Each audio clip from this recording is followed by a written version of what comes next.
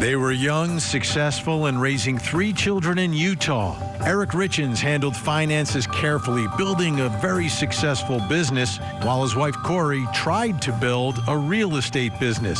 Behind closed doors, prosecutors alleged tensions were rising. In March of 2022, Eric Richins died suddenly at home. His wife told dispatchers she found him cold in bed. The cause? A fentanyl overdose, 5 times the lethal limit, according to prosecutors. Detectives say that Kouri Richins had asked an acquaintance for the, quote, Michael Jackson stuff, allegedly propofol, the drug that killed the king of pop. They also say she tried to change Eric's life insurance and control property deals without his knowledge. Months later, she promoted a grief book for children. Now she's facing aggravated murder charges. Was this a financial dispute turned deadly, or a case built on circumstantial threads prosecutors must prove beyond a reasonable doubt? Tonight, all the latest from this high-profile legal drama in the murder trial of Kouri Richins. I'm Vinny Politan. Thank you for joining us tonight here on Closing Arguments. Great to have you aboard, and we continue our coverage of the trial out of Utah. Kouri Richins, accused of the murder of her husband, Eric. Now, Eric Richins, we know what caused his death. It was fentanyl poisoning. It was 5 times what is lethal. It was a lot of fentanyl, so much fentanyl, that when you look at it, you would say, okay, either someone was trying to end their own life by ingesting all that, or someone slipped it to him. Those seem to be the 2 options when you're talking about that much fentanyl. So what was going on in their lives? What did Eric Richins think was going on in their marriage? Well, he didn't think things were great in his marriage. As a matter of fact, he believed that he received a poisoned Valentine lunch from his wife, who rarely visited him at work, but one day, as Valentine's Day, came by and dropped off lunch for him. And apparently that day, that night, he was ill, very ill. So much so that family members say he suspected that Kouri had tried to poison him. And that's some accusation, right? Think about that. Just take a moment. You're married, you have children, and you believe that the person you're married to, the mother of your children, is trying to poison you. That's powerful. That's powerful evidence against Kouri Richins, except the fact that Eric stayed. He thought he was being poisoned, but he stayed in the marriage. He stayed in the home. He stayed in the relationship. So much so that, according to prosecutors and their theory, that he is still allowing his wife to fix food and drinks for him that he is consuming, despite the fact that he allegedly believed that she had tried to poison him on Valentine's Day. And for a lot of us, that doesn't make sense. But he even changed things. He was so concerned that he changed his will and put his sister in charge to make sure that the kids were taken care of. Didn't trust his wife. And he's a young guy. I mean, look, he's a young guy. He's not expecting to die tomorrow, although maybe he was, because he thought he was being poisoned. But if you don't buy that evidence, or if you question that evidence, one of the facts that the defense, I think, will jump on, if all this poisoning and all this is going on, why did he stay? Makes no sense why he would stay. Well, if you talk to the family, they say he stayed because he wanted to make it work. He didn't want his children to come from a home that was split. He didn't want to lose that contact and that continuity and that day-to-day of being a dad with his 3 little boys. And divorces can be ugly.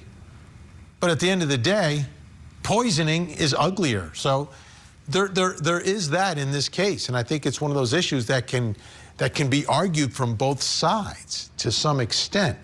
So how will prosecutors prove that this fentanyl poisoning, whether it's Valentine's Day or the day that Eric died, that she is the one administering it? One of the things that they're using are her own words and actions. Things that she said, things that she's done, and a lot of it is after her arrest. There is evidence they will be using post-arrest against her. And it's interesting, right? Because when you arrest someone, you think, okay, I've got all the evidence I need, and then all of a sudden you start to get even more evidence. And in this case, it seems that the case got much stronger the longer she was locked up, waiting for this trial to begin. Her words, her actions. And part of that is her interaction with the medical examiner in this case. Because remember, she's not arrested for a year. It's not like Eric dies and she's in cuffs. No, there's this long investigation into the death of Eric, which really began, we heard it in the body camera video, that, hey, we got to bring the detectives and the medical examiner down here because he's a young guy and he died. They've got to figure out why and just make sure everything's on the up and up here. So part of the conversation is with the medical examiner, and the medical examiner testified about conversations and interactions with Kouri Richins and what she was saying about her husband. Again, her words, her actions. Take a listen. Following the death of Eric Richins, until the records were released, did you have an occasion to talk to Kouri Richins? Yes, multiple times. Okay, and how did that, mechanically, how did that operate? She would call and leave a message with the front office staff. The front office would leave a message on my desk, a written actual message form. Can we see State's Exhibit 122, please? And then I would call her back. Did Kouri Richins provide you certain information in those conversations? Yeah, she provided me a lot of health-related information, indicated that he'd had Lyme disease 2 years ago, and that he was still having problems with neuropathy, so therefore he was getting treated for that. And that's apparently a chronic problem that you can have with Lyme if it's not treated right away with antibiotics. Also indicating that he wasn't feeling well currently or right before his death, that he was not feeling well in general and his chest hurt. Did you explain to her about the granulomas that you observed? Yes, you know, and so the not feeling well and chest hurt could have been part of the problem with just recovering from COVID, as well as this granulomatous lung disease that he'd had from his chronic work exposure. Okay. Did she offer up any other information to you? That his mom had died from a fungal infection 3 years prior. Okay. And so, you know, we did fungal stains just to make sure that his lungs weren't showing any indication of fungal pneumonia. And then just the fact that, you know, he was a stonemason, and that's where he was getting this exposure to what I was seeing in these granulomas. So that was helpful to me because, you know, he's cutting stone, so. So you mentioned that you did this stain. That's part of the histology. You went back and looked for the, or was that the? That was for the fungal organisms, yeah. And did you exclude that? Yes. Okay.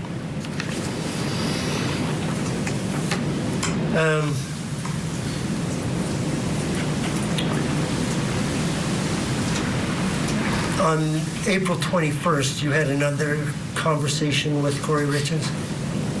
Yes, I did, and I believe that I indicated that this case was still ongoing.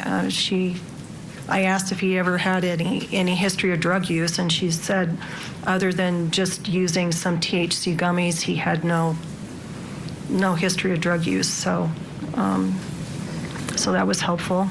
Never used drugs is what your note says? Correct. Okay. Did she talk to you about those two substances on your list, the last one? Yeah. ETOH tests. Yeah, the medications that are used for helping people not to drink. Is that what Yes. you're talking about? Yes. Yeah, basically he was being prescribed those medications to try and help with his chronic Lyme symptoms. I see. Did she say he hadn't used those for a while? Yes, that he hadn't taken any of it for 4 months. So a lot of back and forth between the medical examiner and the widow. Now, is that normal? Is that suspicious? Is that incriminating? Is she throwing everything in the kitchen sink, trying to get the medical examiner to bite on one of them? Or what's going on here? Or is it legit? She doesn't know why her husband died and she wants the answer. Let's bring in our think tank. Live in studio tonight, criminal defense attorney, former assistant state attorney in Miami-Dade County, that's in Florida, and former assistant DA in Atlanta, that's in Georgia, Daryl Cohen, along with criminal defense attorney, law professor Meg Strickler, and criminal defense attorney, the man behind the glasses, Josh Schiffer. Is it suspicious? Of course it is. But the more suspicion she creates, the more suspicion there is. Get it away from me, but what she doesn't realize is that less is more. I mean, you deal with what you got to deal with, and so they're trying to give some sort of reasonable doubt here. But I think when you're kind of saying certain things with searches and the amount of fentanyl that was consumed, there's just no way it would be anything other than what she's on trial for, which is murder. Is there an argument that at this point of everything, if she knows that she had poisoned him with a drug, yet she's very specifically saying no drug use. She's talking about Lyme disease, fungus in the lung, chest pain. She's talking about all these other things, but she's not talking about, if she's guilty, the thing that she knows killed him. So I'm trying to, like, is she just really bad at this? I think, like, wouldn't you say, oh yeah, he was hooked on drugs? Wouldn't you say that if you know that he's going to die of an overdose, and you know that's the setup? That's your whole explanation here. My husband, he had this drug addict. Nobody really knew about it, but I knew he was struggling with it. He must have got his hands on some drugs. but that would be too convenient and almost too right. And I think that if you are going to murder someone, you want to maybe avoid the low-hanging fruit excuses if you're really trying to trick or conceal. The more important part about this testimony is that hammers find nails. If you want to believe something, that testimony gave you a hook to hang your hat. If you want to believe he's an addict and struggled, man, there's enough there that you can colorably argue that. Is there from this? Because, I mean, she herself She herself is asked, any drug use? She says no, other than THC But if you're gummies. looking there for wasn't it. any, because if he was an addict, there would have been other evidence of it. You mean like an autopsy? Like an overdose? No, like but she there'd doesn't be she in a know home, that they're though. going to find out what killed him? He would have had something in that home that would have showed prior use, and there would have been tools of said use, and there was no proof of that in this whole entire case. So she knows that. He changed that after he died. Right. But remember, they don't have to prove it on the defense side. They just have to inject. I'm not talking about proving the defense. I'm trying to get inside the mind of an accused killer. Like, what do we expect an accused killer to do? Like, she knows there's no proof of it. Yeah. So she's trying to say. But she knows there's proof of it because doesn't she know that the autopsy will reveal that he died from fentanyl? I have the story. She's setting up that she didn't know, and he was living a secret life, so that's why there would be no proof in the house. So she doesn't even know. Correct. Yeah. Because so she it's has to go with so that. secret that She has the to go wife with doesn't that. even know. And How so else would you secret do that it? his body didn't even know. And that story evolves as she is playing fast and loose with whatever she has to tell people during the investigation. When she gets confronted with something, she's trying to stick to her version of events, even when that is a little counterintuitive now that we've got space to fully analyze. Let's take a listen to a little bit more of the testimony of Dr. Pamela Sue Ulmer. So the naltrexone, that's the one he had a prescription for. Correct. Tell me about opioid reduction. What do you mean by that? So for people who are chronic abusers, whether it's using too much of their prescription medication or using illegal narcotics, And when they want to stop, then they might need something else to help them stop. Okay. And do you recall how many were left? Of the naltrexone? Correct. Would it be helpful to pull it up? Yes, it would be very helpful. Just publish it just I to want to say it was like the doctor. 88 out of 90. So 90 were prescribed and there were still 88 present. Okay, so what does this mean? He's prescribed a drug that is supposed to help with opioid reduction, right? So you've got an opioid problem, you want to reduce the amount, so you get prescribed this medication, yet he wasn't taking it. And that's a... Does that mean he has an opioid problem? I don't have that prescription, and we got to wonder that one. That's a good win for the defense. Well, let's talk about that specific prescription and what it's used for. It causes an immediate physical reaction where your body will not tolerate the class of whatever is presented. It is similar to antabuse. It literally, it's the physical prevention from using. It's not a frontline treatment for addiction. You need medical supervision while on it. And I have never heard of it being used for an off-label black box Lyme disease treatment, even though theoretically, I guess they would. The mere idea he has that prescription indicates to me he has discussed abuse issues with his medical provider. And so what does that mean now? Does that mean the jury may, in fact, be able to deduce that it's reasonable to believe that he had an opioid problem? You need more stuff. He was prescribed the opioid reduction drug, but he was not taking the pills. You need more stuff. You need more evidence. That's one piece of the tapestry. If that's the only piece of the tapestry that we have, it ain't enough. But as the trial proceeds, if there's more evidence of abuse, it'll come up. All right. Opioid addiction has lots of signs. Oh, God, yes. Okay. We've got our tank staying with us. When we come back, we're going to hear from Eric's sister, take a deep dive into her testimony, important witness in this case, plus coming up next hour. Tonight on Vittipolitan Investigates, what began as a welfare check escalated fast. Authorities say the evidence strongly suggests Nancy Guthrie was abducted. But why would anyone take this 84-year-old woman from her home? Tonight, we investigate. This is the story of the Richins. Eric, a father of 3, met an untimely end, and Kouri, his widow, wrote a children's book on grief. She's also charged now with his murder. He was faced with betrayal and terror. I know her innocence. Is their story a tragic romance? Or a twisted tale of grief? The truth will come out. The Grief Author Murder Trial. Live coverage weekday mornings, 8, 7 Central on Court TV. We have watched as Kouri has paraded around portraying herself as a living widow and victim while trying to profit from the death of my brother.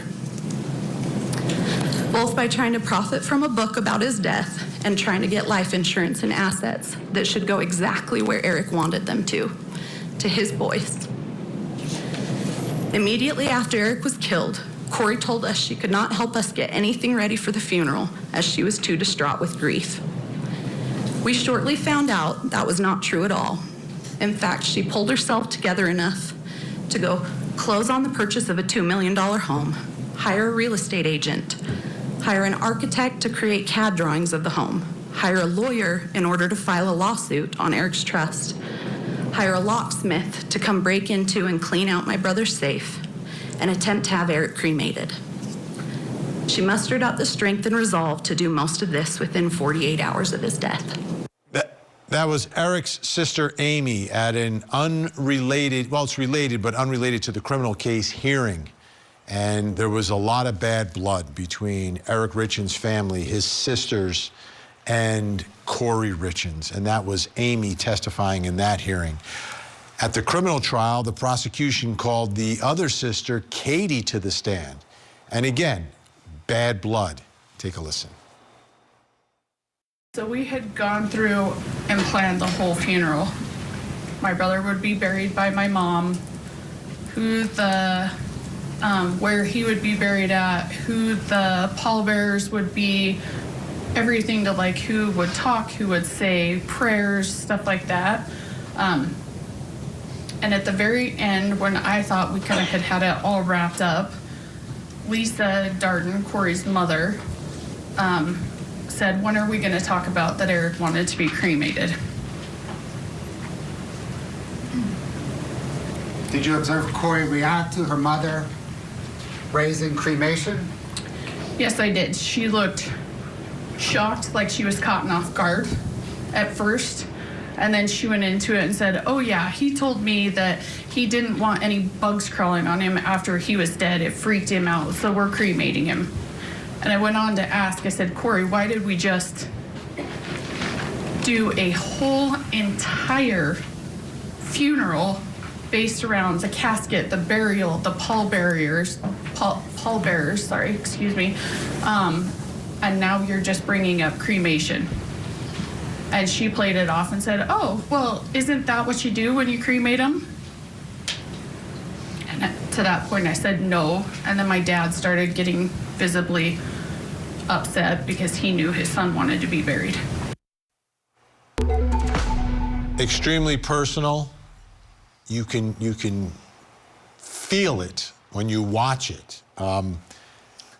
What happens here? Who benefits from this bad blood in this trial now?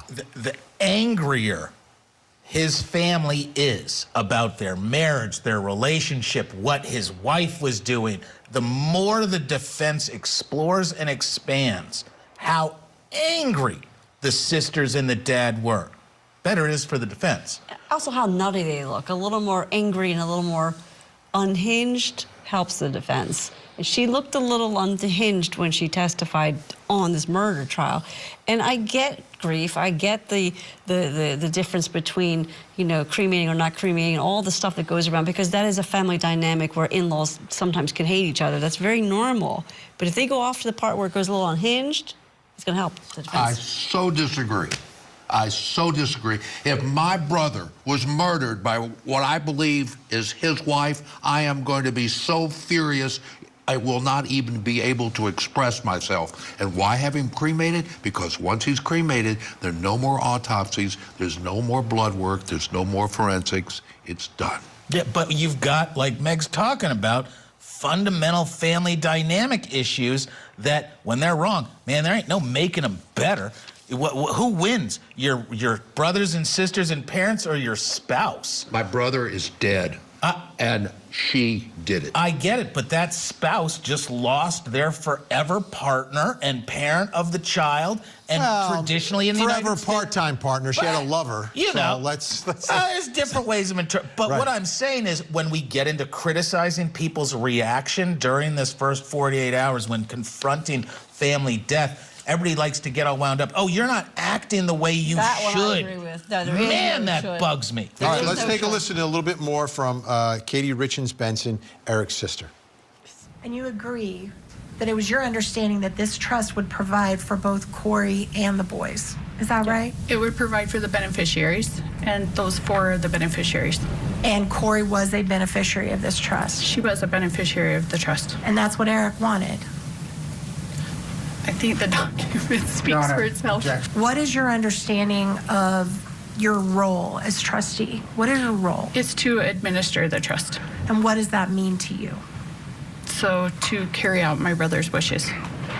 And with respect to the reality of that, there's a trust that holds assets. Is that your understanding? It holds his assets, whatever they are. Correct.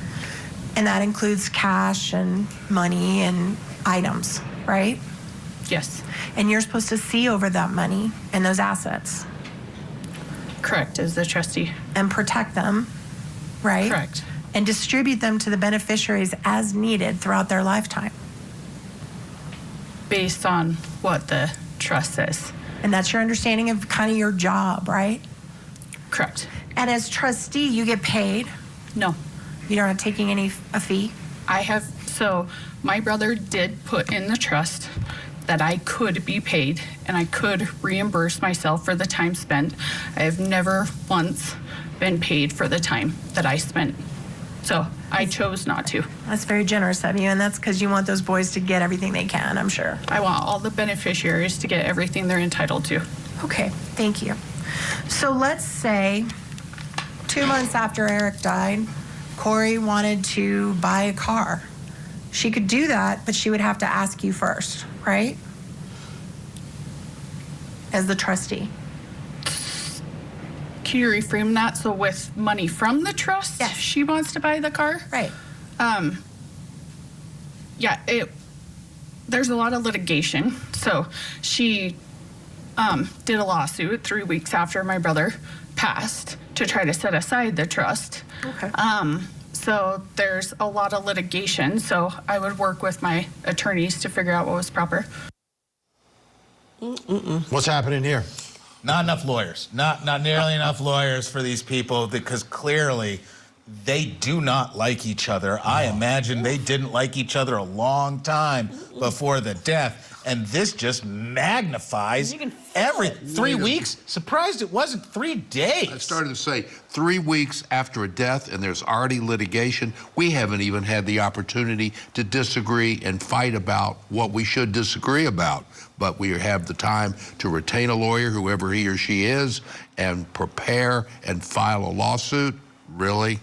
Well, I mean, I'm going to be defensive a little bit here. Call me crazy. But, and again, I know more about this case, but for this one storyline, this one part, I could see an excuse about why she's suing. If that woman kept the purse strings and she can't pay her bills because her husband passed and she doesn't have access to the accounts because that woman locked the dog because it's all in trust, you do need to retain a lawyer because you don't have access to anything. You need to buy milk. That's if it's for like ordinary bills as opposed to saving your floundering flipper business. But she's trying to buy a car. I'm just trying to find a defense here.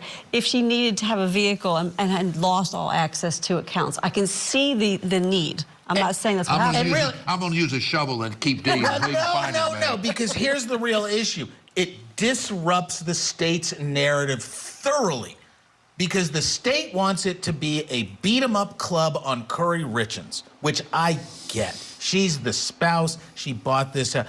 This introduces, there's another side to this dispute.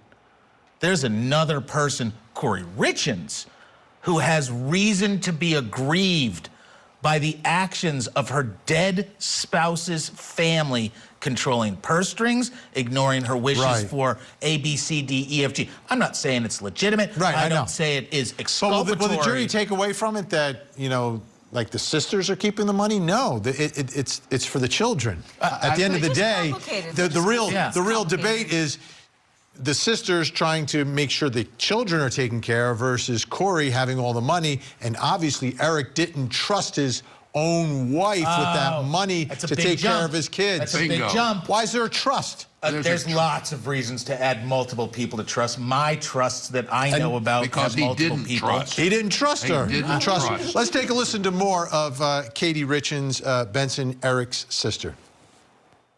Did Eric share with you that he had used hydrocodone in the past, like in that pill bottle that we saw on the screen?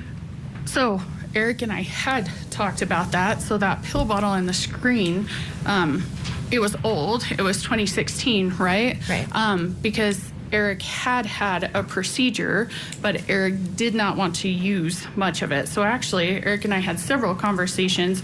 When his back hurt and everything, I actually set him up with an acupuncturist and everything so that he didn't have to use any. So let me stop you right there. Just 1 minute. Okay. Let's just break it down. Okay. So you knew that he had used hydrocodone in the past for pain? He did not like to, but if it was extreme. He did use it? Yeah, but he would never like take the whole finish prescription. This is a crucial issue, right? Because this gets right to what the jury really has to figure out. Is Eric have some sort of drug problem, and could he have ingested all this fentanyl himself, or was he poisoned? And here, who's winning this battle? Or who knows him better?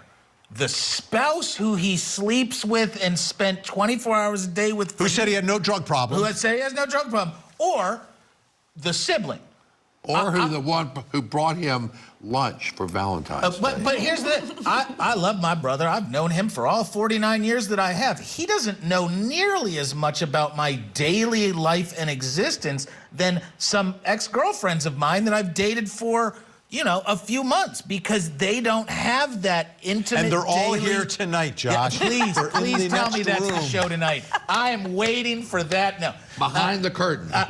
Come on down. But seriously, that's a real issue. How much of your personal life would a sibling know versus a spouse? Yeah, but or her problem intimate is, lover? again, we get back to what I said in the beginning, right? Which was, she's the one offering up that he doesn't have a drug problem. If she had said, oh, he's got a drug problem, he hides it from everybody, and then he overdoses from drugs, to me that kind of makes sense. I mean, that's right, but he's saying that the wife knows more, but she doesn't know. And she may be covered. That's what I'm saying. You can't argue out of both sides of your mouth. Oh, You can't. you only get one side of the barely mouth. met me. Totally, I can do that. And because remember, that's the joy of the defense. We have the privilege of not carrying a burden. We have the privilege of, hey, highlight this and this and this. Daryl, am I hearing from the defense bar over here that the defense, part of being the defense, is you're permitted to argue out of both sides of your mouth? And you're permitted to lie or imply. No. How dare you impugn my honesty? I think what Josh Honesty is is saying, different. I think what Josh is really saying is the defense doesn't have the burden, and they can dance to whatever tune they want to dance to as many times. But he may take the fifth in the next segment. As long as he doesn't drink a On the fifth. advice of counsel over there. But he better not fully drink a fifth, represented. that's all. All right, don't go anywhere. When we come back, what does the alleged crime scene reveal?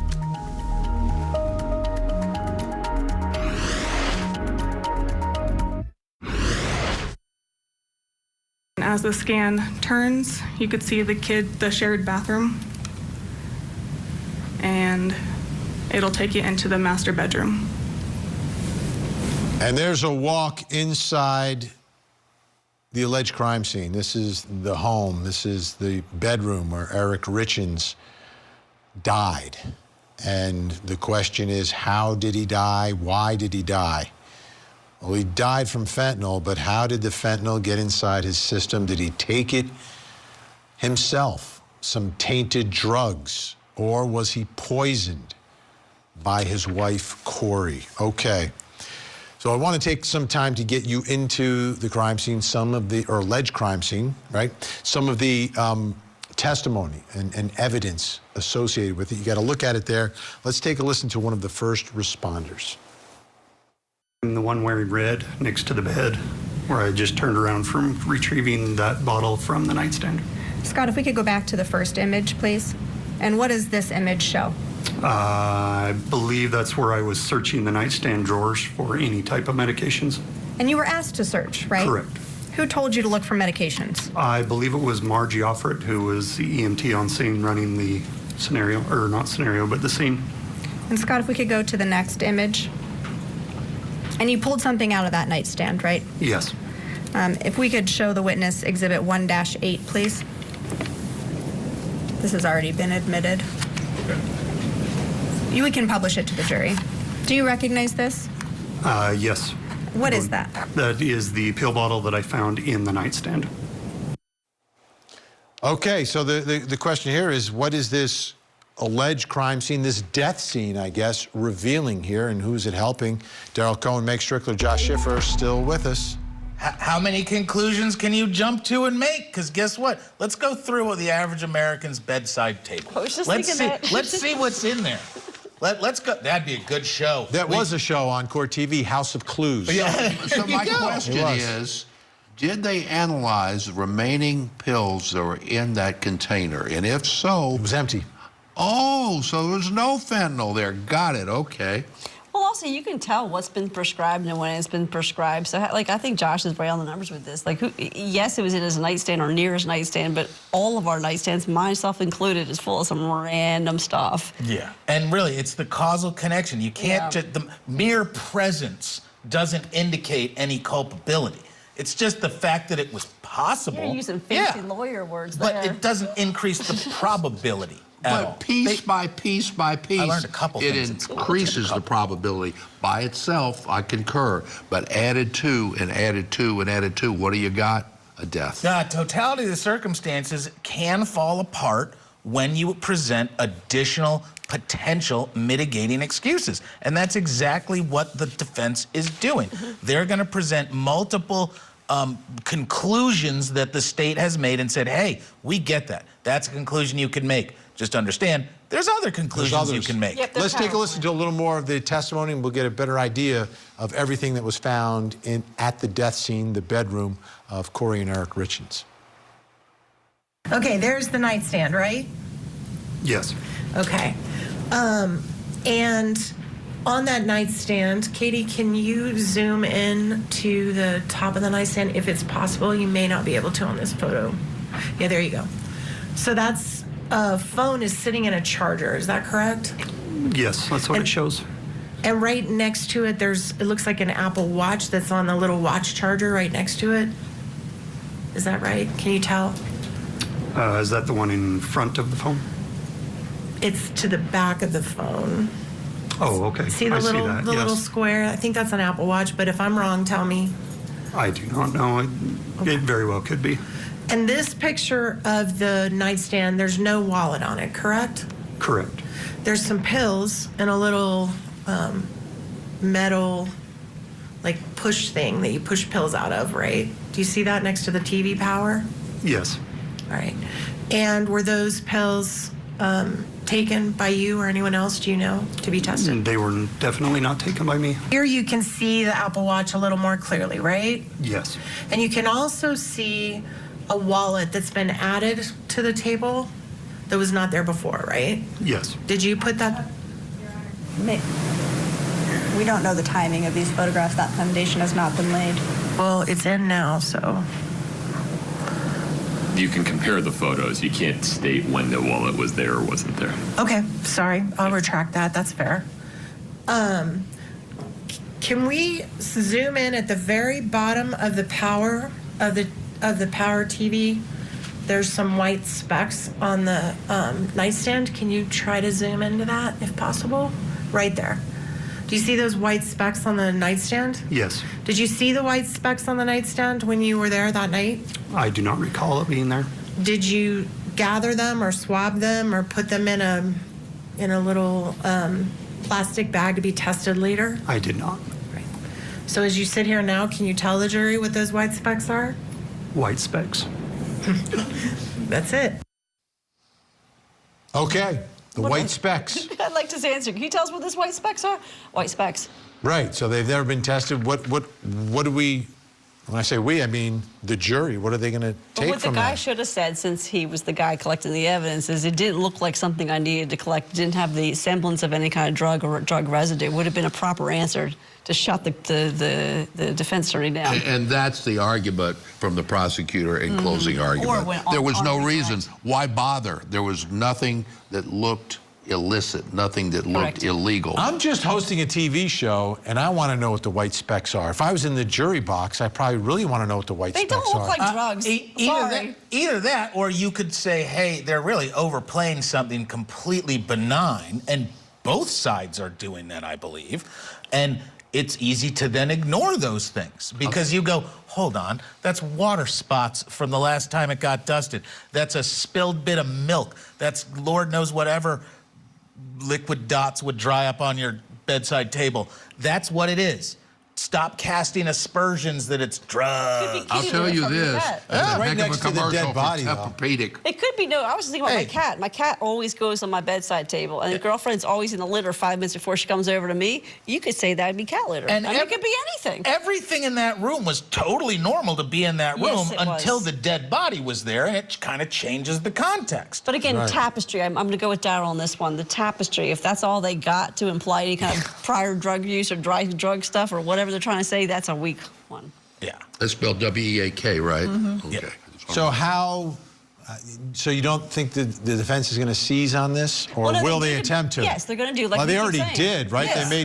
They made them zoom in on it in front of the jury, Yes, so they they're also. going to throw as many darts as they can, and if they do a few good landings, fabulous. You bring it up in Is this in your darts, or are closing. they throwing spaghetti now? What are they doing? I think it's white speck spaghetti, and they want the more they throw out, the less they're going to go toward the woman who was on trial, who, by the way, I think looked terrific for a defendant. Her hair is good, her facial expressions are good, her makeup is good, and she looks demure. The thing with the dots is you don't know what those 12 members of the jurors are going to connect to. It's impossible. Are they going to connect the dots? They might have an experience in their life where little white dots existed somewhere. Maybe it was their mom growing up and you don't wipe the tables. Maybe it's my spouse is a man. Who knows? But that's the key part about story discovery and exploring what connects with your jurors.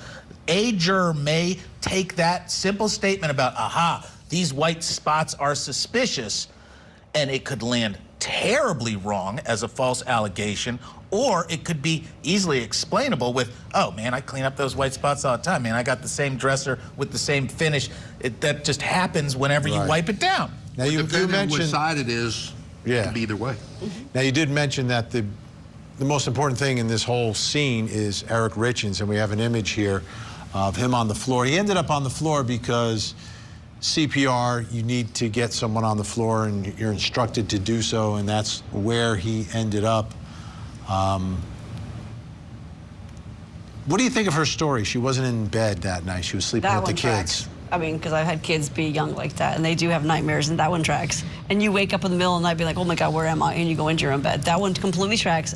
That story actually makes sense and tracks. It's 3 young boys, and she goes in at 3 a.m. That one makes sense. And it is offensive to me when people then take that and try to cast this burden. My daughter did not want to sleep in her bed. She slept everywhere but there. Daryl Cohen, Meg Strickler, Josh Schiffer. Great as always. Thank you so much. When we come back, I'll reveal something else you need to know tonight. Plus, coming up next hour. Tonight on Vinnie Investigates, Nancy Guthrie disappears without a trace. Surveillance systems go dark and investigators call in the FBI. What crucial clue are they chasing? Tonight, we investigate. This is the story of the Richins.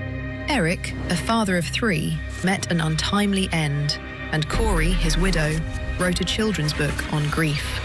She's also charged now with his murder.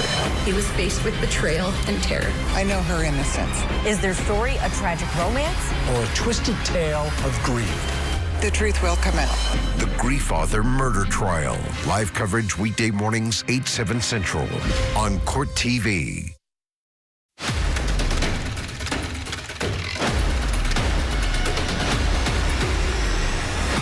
Welcome back. Time to reveal something else you need to know tonight. Let's take a look at the big board, and new details revealed in the case involving the death of 14-year-old Celeste Rivas Hernandez. You see her on the right. On the left is David, internet singing sensation, who owned that black Tesla. Here's what we're learning. Private investigator Steve Fisher has been on the show a bunch of time, has released some court documents with new details. When the front storage compartment, the front trunk of that Tesla was opened, detectives observed a black cadaver bag covered with insects. Detectives partially unzipped the bag and observed a decomposed head and torso belonging to Celeste. It was discovered the arms and legs had been severed from the body. A second black bag was discovered underneath that cadaver bag. Upon opening that bag, the dismembered body parts were then discovered. Still no charges, but the grand jury is investigating. Right now, I need you to take a look at your screens. We have a missing child who needs your help tonight. Please take a look. This is Bailey Cash, just 17 years old, missing from Caruthersville, Missouri. If you see Bailey, pick up the phone, make a call, make a difference, 911, 1-800-THE-LOST, or you can call the Caruthersville Police Department in Missouri. That number's on your screen right now. Let's see if we can get Bailey to a safe place tonight. Don't go anywhere. With another hour of live true crime. Vinnie Politan Investigates is next. In the meantime, please don't forget to hug the kids.